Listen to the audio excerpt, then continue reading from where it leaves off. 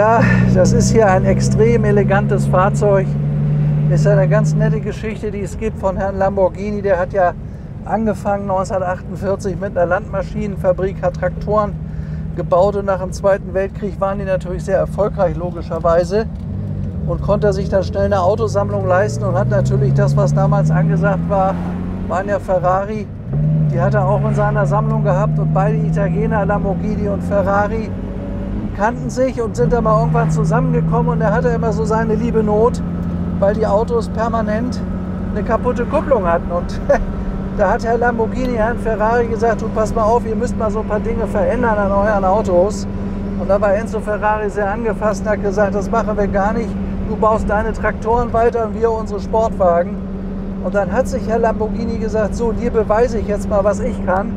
Hat sich die besten Mechaniker und Konstrukteure, die auch mit Enzo so ein bisschen Knies hatten, er war nicht so ganz einfach, der Herr Ferrari, wie das ja bedeutenden Persönlichkeiten öfter mal der Fall ist, hat die sich genommen und hat dann seinen ersten Lamborghini Supersportwagen auf die Beine gestellt. Und das war eben genau dieses Auto. Es war der 400 GT. Das heißt, der hieß am Anfang noch 350 GT. Das ist hier so ein Auto, also total futuristisch, wie ich ja finde, bis heute. Ein Scheibenwischer hier vorne, dann diese irre Frontscheibe, dieses wunderschöne Design. Ich finde so einen Wagen wirklich fantastisch.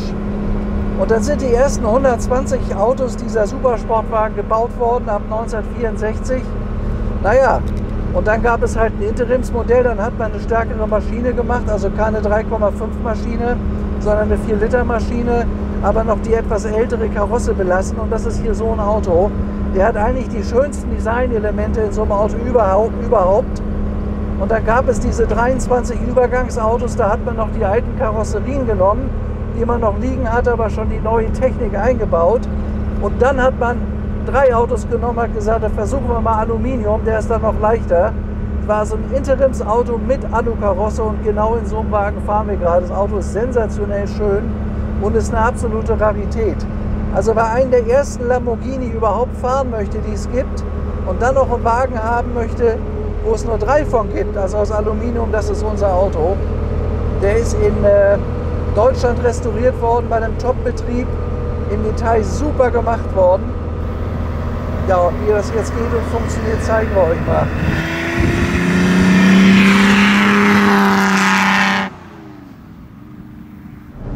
Also das Erste, was hier mal auffällt, ist einmal der sagenhafte Zustand. Wir sitzen hier vor diesem tollen Cockpit, dieses wunderschöne Holzlenkrad, neuwertig.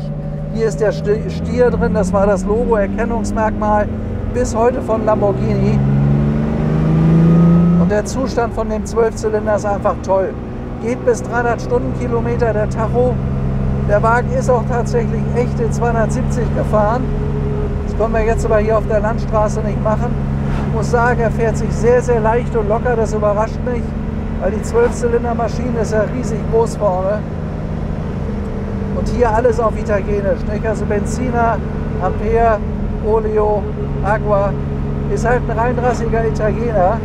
Und unser Auto war auch immer nur in Italien oder in Deutschland, also kein US-Auto. Und das Schöne an dem Wagen ist wirklich, dass jedes Detail sich in einem absolut perfekten Zustand befindet. Das Auto hat originale Boranis, das zeigen wir euch gleich mal. Oh ja, da kommt was. Oh ja.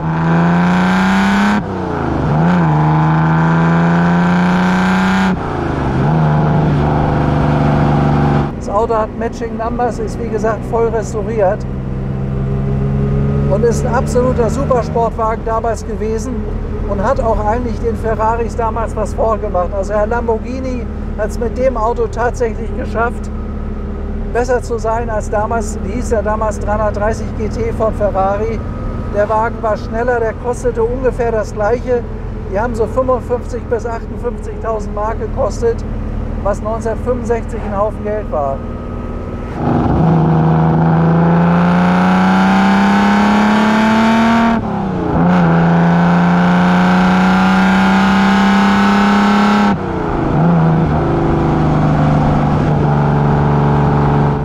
Maschine fährt über Drehzahl, das spürt man.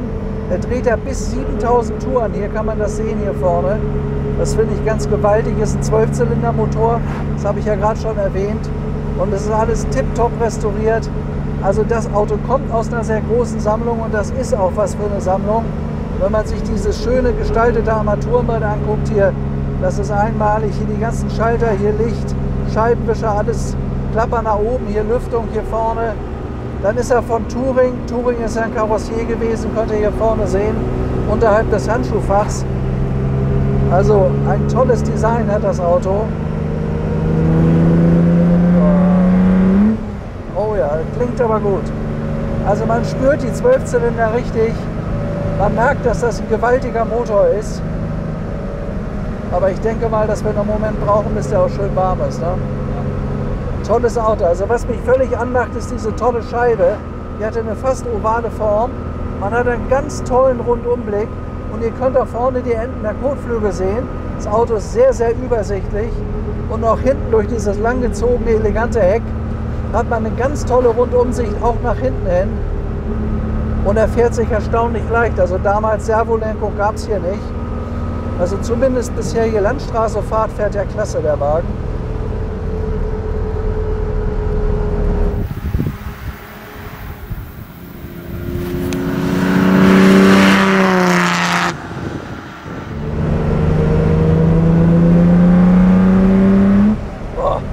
Ist laut und hat Druck. Also der macht ja 6,2 Sekunden von 0 bis 100. Das Auto ist richtig giftig. Also man spürt, dass der technisch hervorragend im Zustand ist. Die Maschine ist relativ laut, aber bei so einem Auto darf es das sein. Ich habe heute auch wegen der Temperatur links mein Fenster offen gelassen. Hört das vielleicht auf zu flackern, wenn man da mal entgegen... Nee. Der ist ein bisschen zitterig. Hat er eben nicht gehabt, ne? Doch, naja, das hat er von Anfang an. Von Anfang an gehabt. Naja, ist nicht schlimm. Irgendwas ist ja immer, ich meine, es ist ein altes Auto, man darf nicht vergessen, diese Fahrzeuge fast 50 Jahre alt sind. Und das heißt in dem Fall sogar über 50. Auch wenn so ein Wagen super restauriert ist, da kann immer was sein. Es ist alte Technik. Und zu der Zeit waren die Ingenieure noch nicht so weit vorne, wie sie es heute sind. Aber das Fahrgefühl ist absolut exklusiv in diesem Auto. Das kann ich euch sagen. Schaut mal hier, der Himmel, das ist alles neu. Diese tollen Sonnenblenden hier oben. Alles neuwertig in einem absoluten Spitzenzustand. Und vom Design hatten die Italiener ja immer was weg. Also bitte sehr, kann man sehen, auch dieser elegante, langgezogene Rückspiegel. Chrom, das sieht ja toll aus. Nicht? Noch ganz leicht vorne an der Scheibe befestigt, weil das ja eine sehr, sehr weit hochgezogene Scheibe ist. Also super schönes Auto.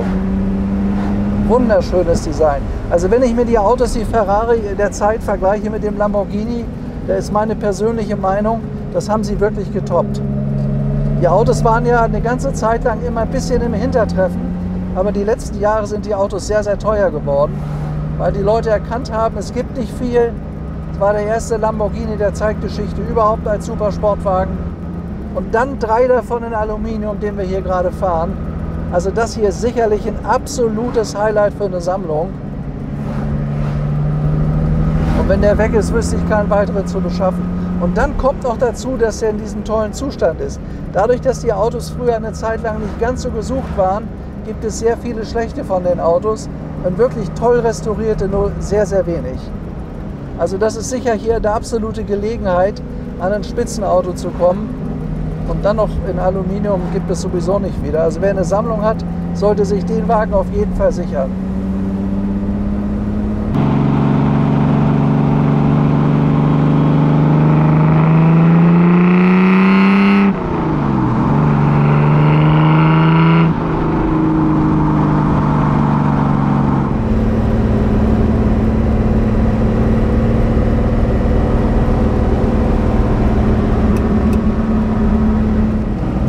Ja, schaut euch mal die tollen Details an. Hier in der Mittelkonsole der Aschenbecher.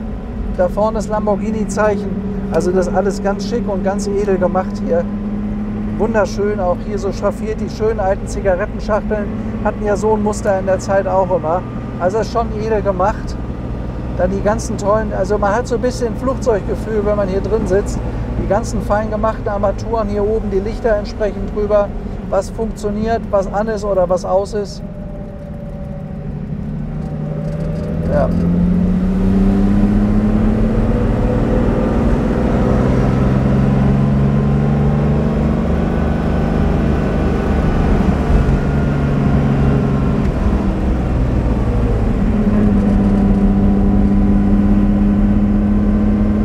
toll ist das hier, ne?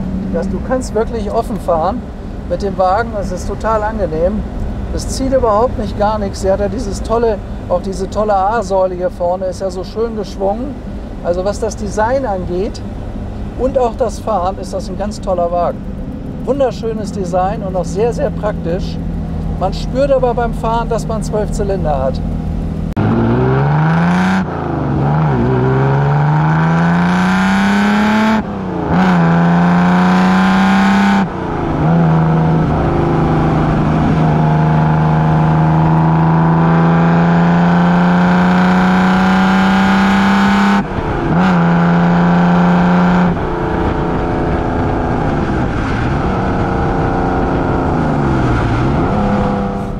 Bayerische Bimmelbahn hat Vorfahrt.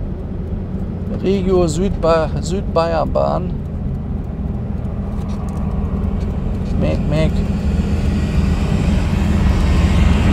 So.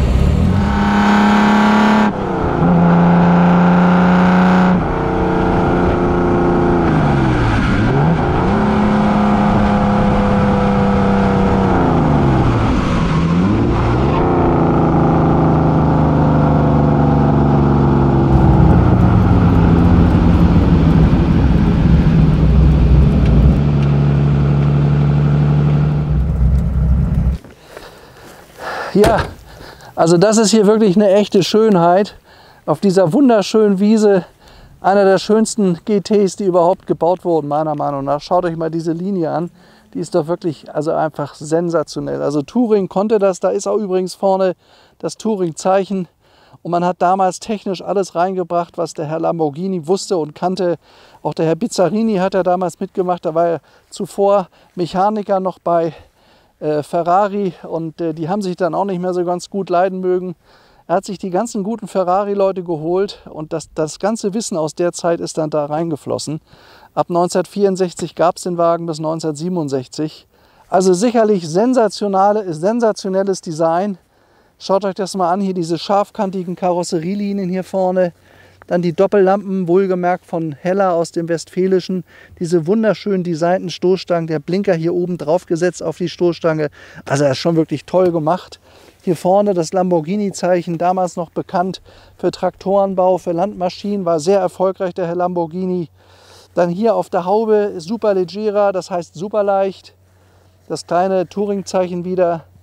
Und sonst das Design von dem Wagen und in dem Fall auch die Qualität von dem Auto, die ist wirklich fantastisch. Er hat neuwertige Boranis, das könnt ihr sehen. Ich sag mal, mit diesen Boranis sieht ja so ein Wagen erst wirklich richtig klasse aus. Also wunderschön. Und ich finde auch in Silber kommen diese Karosserieformen also einmalig zur Geltung. Wirklich einmalig zur Geltung. Schaut mal hier diese untere Linie, wie die nach vorne geht. Und hier dann den Knick macht, da reingesetzt den Blinker. Das ist schon klasse gemacht. Das ist wirklich toll gemacht. Dann diese völlig futuristische Frontscheibe, die ist ja auch nach heutigem Design, ist es ja auch noch futuristisch. Diese wahnsinnig schöne Form. Dann auch hier diese geschwungene A-Säule, also einer der schönsten Entwürfe im Automobilbau, die ich kenne. Der Wagen liegt da wie so eine Katze auf dem Sprung und er hat ja wie gesagt auch 12 Zylinder und das spürt man auch beim Fahren. Dementsprechend hinten die vierfach Auspuffrohre. 2 rechts, 2 links und hier hinten könnt ihr sehen auf dem Heck Lamborghini 350 GT und das Ganze in Aluminium, heizbare Heckscheibe, die sieht man deutlich, obwohl die so cool aussieht, dass das schon wieder ein Designelement ist. Der hat ja hinten eine längere Heckscheibe als der Nachfolger, nicht? Also das Interessante ist ja hier, dass hier die Scheibe beim 350er noch mal deutlich länger ist als beim 400 GT. Das sieht einfach noch schärfer aus. Das geht ja bis hier rein in den Kofferraum, das könnt ihr sehen, angedeutet hier vorne. Also wirklich ein absolutes Designmeisterstück. Und dadurch, dass der Wagen so selten ist, glaube ich, dass das ganz, ganz wertstabile bzw. steigende Fahrzeuge sind vom Wert. Denn schöner kann man es nicht machen.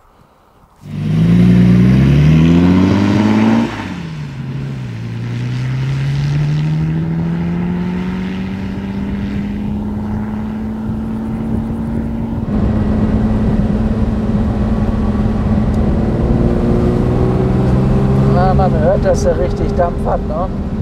Auto hat übrigens 320 PS, hat eine 4-Liter-Maschine, also relativ kleine Zylinder, so ähnlich dem Colombo-Motor von Ferrari.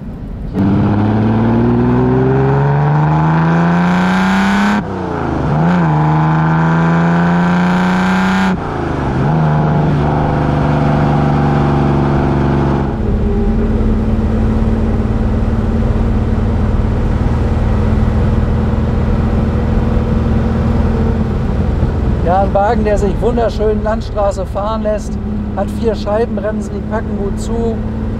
Technischer Zustand ist, soweit ich das jetzt hier beurteilen kann, wirklich sehr, sehr gut.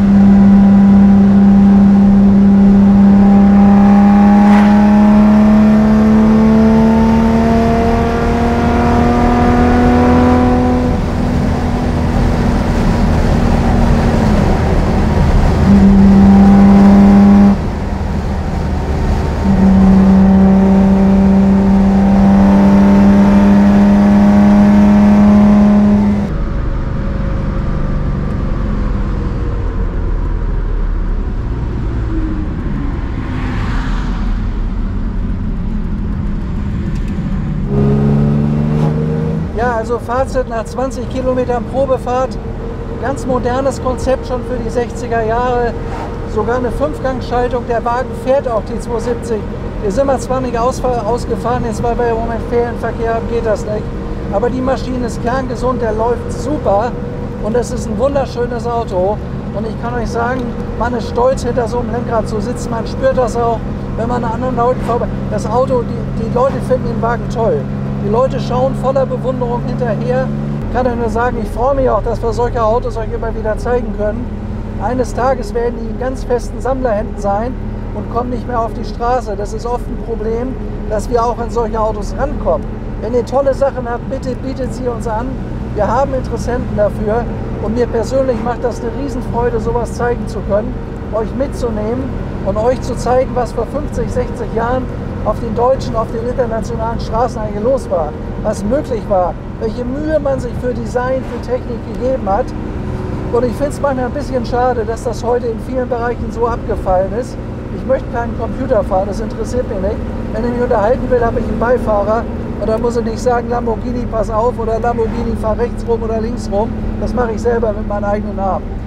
Ja, also, da haben wir es wieder. Simsi direkt hier, Beuerberg bei Riedering. Unseren Hof, den kennt ihr ja schon, wo wir die vielen tollen Autos stehen haben. Und natürlich mittlerweile auch in Hamburg am Flughafen oder in Rosenheim, da sind wir auch schon wieder seit 6 Jahren. Ja, ich hoffe, es hat euch Spaß gemacht. Ich habe immer Freude, wenn ihr mit dabei seid, und ich kriege auch so ein kleines Dankeschön durch schöne Kommentare, wenn ihr euch freut beim Mitfahren. Verabschiede mich, alles Gute, bis zum nächsten Mal, euer Stefan Luftschütz und ciao. Ja, jetzt haben wir für euch nochmal die Haube aufgemacht. Da sind die 12 Zylinder mit Weber-Vergasern. Hier 3, auf der anderen Seite auch. Das heißt also 6 Weber-Vergaser, 12 Zylinder Maschine, 4 Liter Hubraum. Was er kann und wie er klingt, das habt ihr gerade gehört. Eine ganz tolle Maschine, ganz groß, Lamborghini. Tolles Triebwerk, passt zu dem Wagen, ist absolut harmonisch und macht einen Riesenspaß damit zu fahren. Hier könnt ihr noch die ganzen Nummern sehen, das ist alles Matching Numbers, alles authentisch. Toll restauriert, wie man hier im Detail auch sehen kann. Ist alles super gemacht bei dem Wagen. Also das ist wirklich eine Top-Italienerin.